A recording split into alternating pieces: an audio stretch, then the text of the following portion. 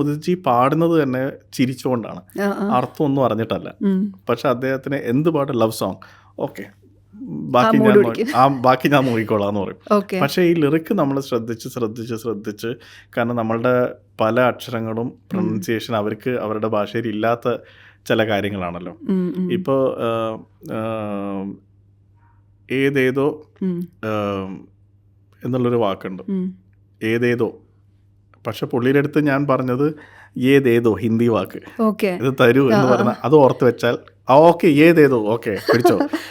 പുള്ളി ഇങ്ങനെ കാണിച്ചോണ്ടാ പാടുക ഏതേതോ. പക്ഷെ പുള്ളിക്ക് അറിഞ്ഞൂടാ പുള്ളി എന്താ പാടുന്നത്. ഉം. പക്ഷെ നമ്മളിങ്ങനെ ഹിന്ദിയിൽ ഇങ്ങനെ ഒരു അർത്ഥമുണ്ട്, അതുകൊണ്ട് അത് ഓർത്താൽ മതി എന്ന് പറയുമ്പോൾ ഓക്കെ, ഇങ്ങനെയൊക്കെയാണ് പുള്ളി കൊണ്ട് പാടിപ്പിക്കുന്നത്. ഓക്കെ. അപ്പോൾ അത് ശരിക്കും ഒരു ടഫ് ടാസ്ക്കാണ്. ചില സമയത്ത് നല്ല എക്സ്പ്രഷൻസ് കിട്ടും, പക്ഷെ പറഞ്ഞത് തെറ്റിപ്പോയി. ഉം, ഉം, ഉം. ആ പറഞ്ഞത് ശ്രദ്ധിക്കുമ്പോൾ ആ എക്സ്പ്രഷൻ പോയി. ഉം.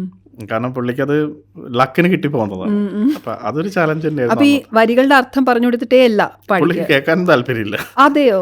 ഓക്കെ. പുള്ളി വരുന്നതിൻ്റെ മുമ്പേ പുള്ളിക്കത് അതൊന്നും ഞാൻ അറിയേണ്ട ആവശ്യമില്ല. എന്താണ് ടോട്ടൽ ഇമോഷൻ പറ, ലവ് ആണോ സാഡ് ആണോ ബാക്കി ഞാൻ നോക്കിയുള്ളൂ. അത് ഓരോ അർത്ഥം അറിഞ്ഞിട്ട് എനിക്ക് ഒരു വ്യത്യാസവും തോന്നാൻ തോന്നുന്നില്ല. ഓക്കെ. ഈ പിന്നെ പുള്ളിയുടെ റെക്കോർഡിങ് രീതിയും നല്ലത്. ഉം, പല്ലവി ആദ്യം റെക്കോർഡ് ചെയ്ത് കഴിഞ്ഞാൽ പിന്നെ പുള്ളി പറയും ഇനി ഈ പല്ലവി ഈ പാട്ടിൽ എവിടേക്കാണ് വരുന്നത്. ഉം. ഞാൻ പറയും ഇത് ഫസ്റ്റ് അനുപല്ലവി കഴിഞ്ഞിട്ട് വീണ്ടും ഒരു പല്ലവിയാണ്, അത് ആദ്യം എടുക്കാം, ഓ. അതെടുക്കും.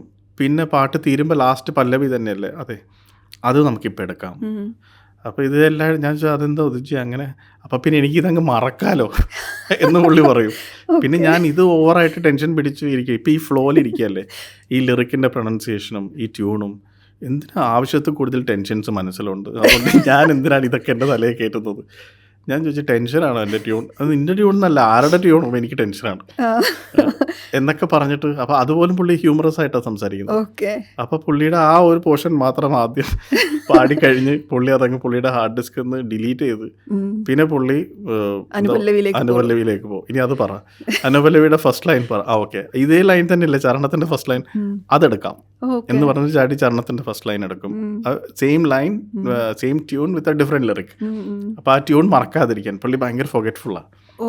അപ്പോൾ അതുകൊണ്ട് ഇത് മറക്കാതിരിക്കാൻ വേണ്ടിയിട്ടാണ് പുള്ളി ഇത് ചെയ്യുന്നത്. ഇങ്ങനെയൊക്കെ പാടി മിക്സ് ചെയ്ത പാട്ടാണ് നമ്മള് അതെ അതെ ഫ്ലോയില്. പക്ഷേ ഞാനത് ഒരിക്കലും ഒരു പ്രശ്നമായിട്ട് പറയല്ല. കാരണം എന്തൊക്കെ തന്നെ ചെയ്താലും ഇൻ ദി എൻഡ് പുള്ളി പാടുമ്പോൾ നമുക്ക് കിട്ടുന്ന ഒരു സന്തോഷം, അത് എന്ത് അക്ഷരത്തെറ്റും ആയിക്കോട്ടെ, പക്ഷേ ആ ഭാവം എന്ന് പറയുന്നൊരു കാര്യം ഭയങ്കരമായിട്ട് അപ്ലിഫ്റ്റ് ചെയ്യും സോങ്ങിനെ. ഇപ്പോൾ ഒരു കിന്നര ഗാനം മൂളി ഒളിക്കാൻ, പലയിടത്തും പല ആൾക്കാരും മൂളി ഒളിക്കാൻ എന്നാണ് പുള്ളി പഠിക്കുന്നത്. അപ്പോൾ ഉണ്ണിമേനോൻ ചേട്ടൻ എൻ്റെ അടുത്ത് പറഞ്ഞു എന്തൊക്കെയാ മൂളി വളിക്കാൻ എന്നാ പാടി വെച്ചിരിക്കുന്നത്. ഞാൻ നല്ല മൂളി ഒളിക്കാൻ എന്നാ പാടിയിരിക്കുന്നത്. പുള്ളി പറഞ്ഞു ഞാൻ കേട്ടത് ഇങ്ങനെയാണ്. അപ്പം എന്താണെങ്കിലും ആ പുള്ളി ആ ഒരു ഹസ്കി ആയിട്ട് ഒരു കിന്നര ഗാനം എന്ന് പറയുമ്പോൾ നമുക്ക് കിട്ടുന്നൊരു സന്തോഷം. അതുവരെ എനിക്ക് ആ പാട്ടിൽ അങ്ങനത്തെ ഒരു എക്സ്പ്രഷൻ ഞാൻ ഉണ്ടാക്കിയിട്ട് കൂടെ ഞാൻ റിയലൈസ് ചെയ്യാത്തൊരു എക്സ്പ്രഷനാണ് പുള്ളി പാടുമ്പോൾ കിട്ടിയത്.